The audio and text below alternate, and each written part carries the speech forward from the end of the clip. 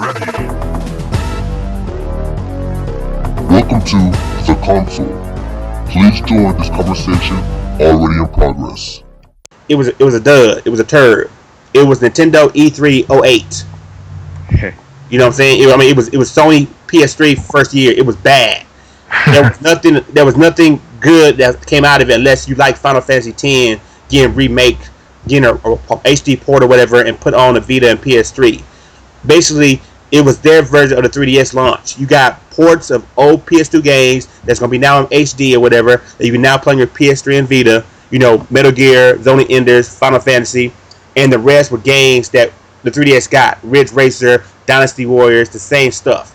They didn't have anything to counter the bomb Nintendo dropped by getting, of course, 3G, Tri-G for the 3DS this year, but also, which right now, I ain't gonna confirm it, but from everything I've seen from the announcement, from the actual Japanese press release, the game is only built.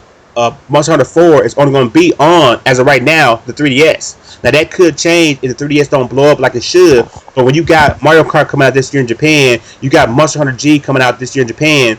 You know, those Love Plus, those games in Japan coming out, and then we're getting those games here in America too. Well, not Monster Hunter, but the other games. The 3DS should be on the upswing. So by the time the Vita launch in the Western world, it's already 4 million up. It could be upwards to 8 million possibly. You know what I'm saying?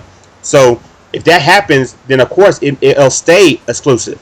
And so besides not having anything spectacular game wise that really say to the Japan market that buy the Vita over the 3DS, you kind of find out the Vita's battery life is just as bad as the 3DS. Hell, in some cases actually worse. You know, it's still the same 3 to 5 hours according to them, which actually translates to maybe 2 to 4. And then the system itself doesn't come with any kind of internal memory to where you had to buy Sony brand cards to store memories, because some games may require it, and those those memory cards cost 4 gig, translate to American about $30. You know, and like I said, I'm just kind of catch them up, and so that goes from a $250 to a $300 system with additional memory card that's $30. The games may be a little bit more expensive, may not, but might be, because they are HD quality games, home console type games, and then you ain't got the memory to even enjoy those kind of games on your console. And the main thing, after all that bad news, you ain't got no hype game, bad battery life, additional cost for bullshit accessories. No media sites jump on it. Nobody's saying anything bad about it. And the main culprit, Kotaku, who yesterday had an article about Nintendo saying to Nintendo fans, good job on beta testing the 3DS. These things ain't saying nothing about it because they're today sponsored by Sony. And so, like I said, I don't know if you Mario666, if you've been keeping up with what's going on with that yet last night today. But, I've been talking about Malcbear Bear here, and this kind of get your insight, what you think about it. I mean, this is your chance to, make your stuff a YouTube personality, at least in the gaming community, man. So what do you think about it? Well, what I've been thinking about it is that over the years now, as years go on and on, Sony has been going more downhill, because what do they have now? They don't really have anything too exciting compared to Nintendo. Because we've seen the conference for Nintendo. We got a 3DS and all these new games. All these new games that are like so fun. Because Mario Party, Mario Kart, Monster Hunter, and all these extra new games that are just going to be so exciting to play when they come out. And Sony has like a new system, different, like, it's the same thing, just a new name. And I don't think that's going to be exciting when it actually comes out into play. Because like you said, there's no new games. Nothing new for Sony to come out with. It's just not going to be this new and exciting thing that's going to come out. You know what I'm saying? Yeah, I mean, everybody has. Nintendo is the same. Is a new game with a different name. I mean, everybody does. That's how the industry works. But the difference is, look at the history.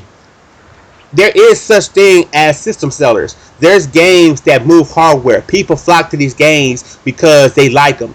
They have mass appeal. They're mainstream games. I guess we need to stop calling them system sellers and call them mainstream games. And in Japan, there's select few titles that no matter how they come out, no matter how crappy they are, no matter what they are, if they come out, they get bought. But most of the time, overall, they're good.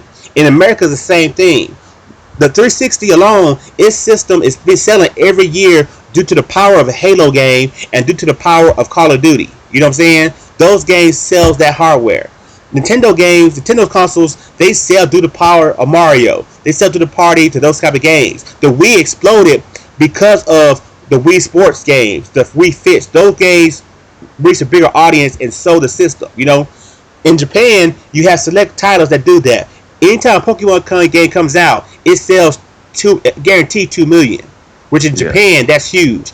Monster Hunter is a game like a franchise like that now that sells huge, millions of copies. Dragon Quest sells millions of copies. Final Fantasy, it's in the million range, but it's still a game that sells like that. And so, if you're a Japanese gamer, you look at the Vita launch. There's none of those games that that's going to sell 1 million copies. They'll sell 300,000. They may sell 600,000, but they're not selling 1 million. And if you ain't selling 1 million, you ain't really moving hardware, especially in Japan.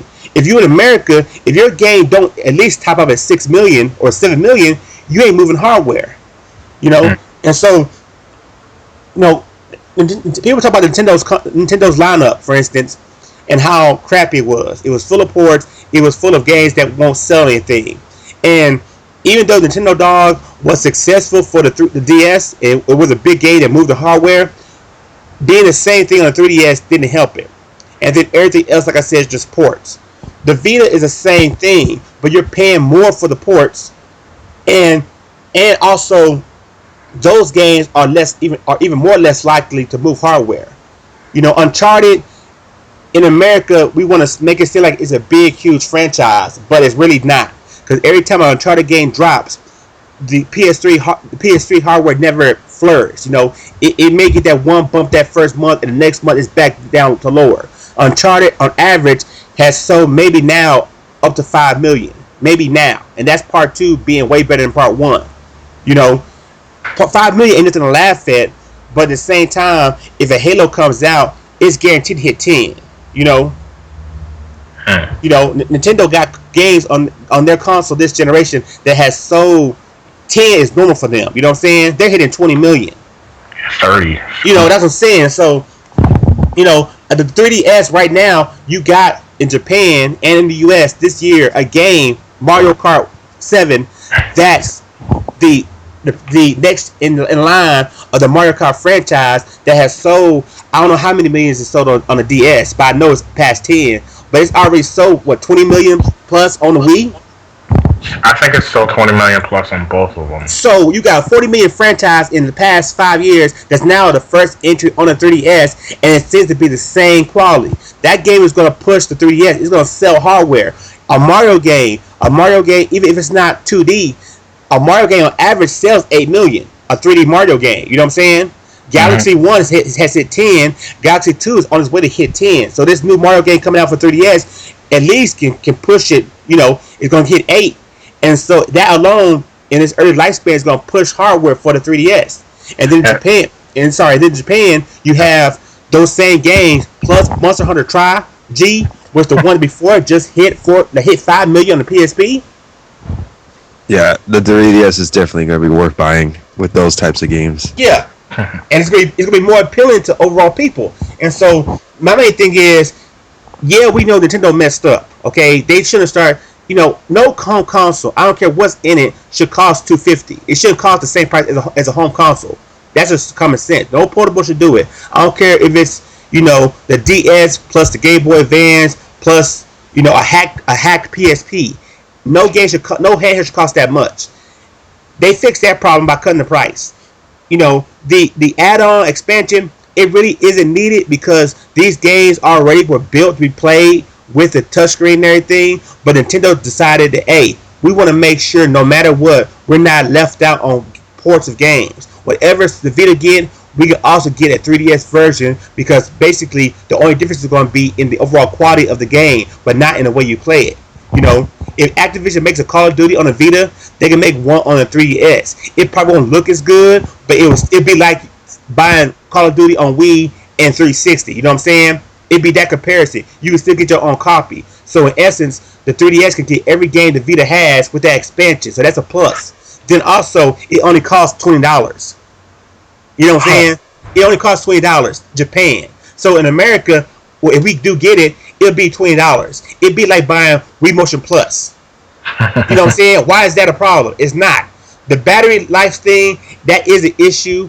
But as of right now, the only game I got on my 3DS that's worth playing an hour on end is Ocarina of Time. You know what I'm saying? Star Fox is a game that you can beat about 30 minutes. You know what I'm saying? But you want to go back and do it again. Yeah, you want to do it again, but I'm saying one playthrough is about 30 minutes. You know what I'm saying?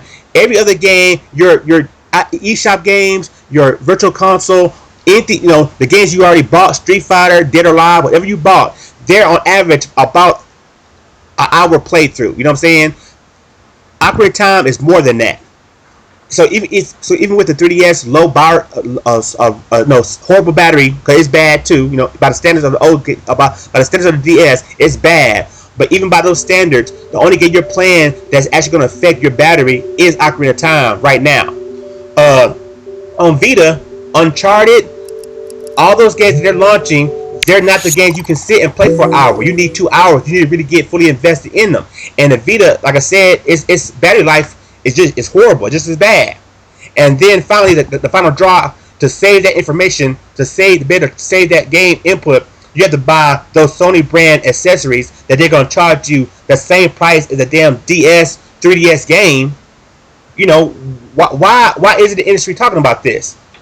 Why aren't even what's real funny, I'm on sites and the fanboys, the fans, the game people who, when Nintendo made their announcements of in the past with the horrible battery life and all this junk, those fools are crying. I mean, Pyro got 20 videos on Nintendo, horrible battery life, right? I mean, I assume he does. I mean, that was a crime. Everybody's when Nintendo dropped the bomb, he went crazy. But the people in general, the 3DS battery life is a crime, is a sin. Where are these same people talking about the Vita? Now all I hear is guys, the Vita is so much powerful that I can understand the battery life being so bad because there's so much stuff in it that is going to drain all the power. I understand that. No, horrible battery life is horrible battery life. If you buy something to play games and you can't play the games you want because the battery's going to die while you're playing the games, it's a mess. It's messed up. It's wrong. No one's saying nothing. Instead, we got Kotaku all of a sudden just sponsored by Sony today, and so of course they can't say anything bad about it because they lose that check. IGN, who's notorious to jump on Nintendo's case about bullcrap, they ain't said nothing. Game Radar, horrible site, they ain't said nothing. Destructor with that Jim Sterling guy who always talks crap about everything, he ain't said nothing. Yeah, like I said, Nintendo's always a subject of taboo. They always can tell, and it's just, I mean, we as gamers, man, it's our duty to, just point out wrongs, no matter what they are. It's, I'm a Nintendo fanboy, and I mean that in the right way. You know what I'm saying? I ain't no slave, ain't no fan slave, ain't no slave to the industry. I'm a fanboy, and for me, fanboys mean love. It means loyalty. It means respect. You know what I'm saying? John Cena type ritual. You know what I'm saying? Criteria. You know what I'm saying? and when Nintendo messed up, I'm gonna admit it and say it's wrong. It's dumb. I bought the 3DS, and I was on board with the price. I felt the 3DS was worth the price for the technology. You know what I'm saying? I thought it was okay too.